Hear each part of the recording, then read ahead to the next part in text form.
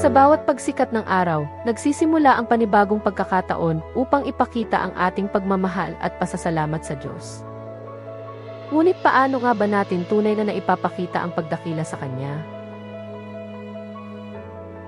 Ito ba ay sa pagdarasal lamang? Sa pagsisimba?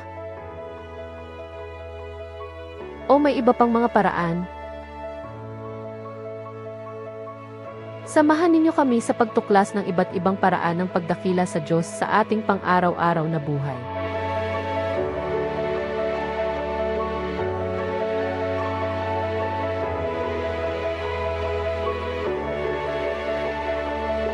Ang pagdakila sa Diyos ay hindi lamang tungkol sa pagsamba sa loob ng simbahan o anumang lugar ng pananampalataya. Ito ay ang pagpapakita ng pagmamahal, paggalang, at pasasalamat sa Diyos sa pamamagitan ng ating mga salita, kilos, at desisyon. Ayon sa ating aralin sa edukasyon sa pagpapakatao, ang bawat tao ay may natatanging paraan ng pagpapakita ng pananampalataya. Maaaring magkakaiba ang ating relihiyon, tradisyon, o paniniwala, ngunit iisa ang layunin, ang kilalanin ang kabutihan ng Diyos at mamuhay ng naaayon sa Kanyang mga aral.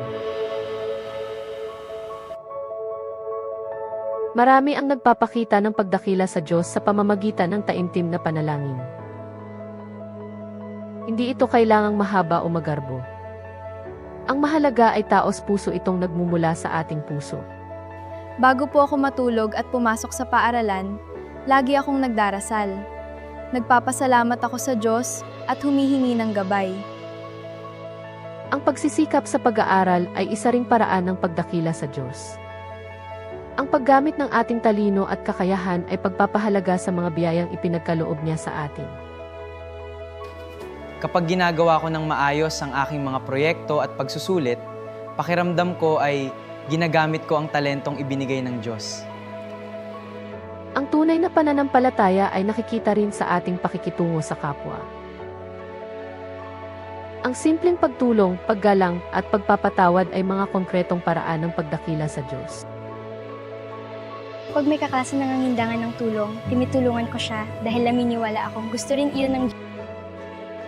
Ang kalikasan ay regalo ng Diyos. Ang pag-aalaga rito ay pagpapakita rin ng ating pagmamahal at paggalang sa Kanyang mga nilikha. Sumasali po ako sa cleanup drive dahil gusto kong maging malinis ang kapaligiran na ipinagkatiwala ng Diyos sa atin. Ang bawat isa ay may sariling paraan ng pagpapakita ng pananampalataya. Nagdarasal. Nagsisimba. Mayroong tumutulong sa kapwa. Mayroong naglilingkod sa komunidad. Mayroong ding nag-aaral ng mabuti. At may nag-iingat sa kalikasan. Maaaring magkakaiba ang ating ginagawa, ngunit iisa ang layunin, ang parangalan at dakilain ang Diyos sa pamamagitan ng mabuting pamumuhay. Hindi nasusukat ang pagdakila sa Diyos sa dami ng ating sinasabi. Mas nakikita ito sa ating mga ginagawa. Sa bawat kabutihang ating ipinapakita. Sa bawat taong ating natutulungan.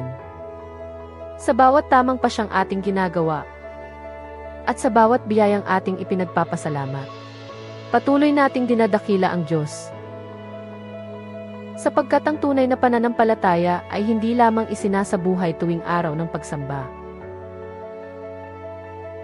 kundi sa bawat araw ng ating buhay.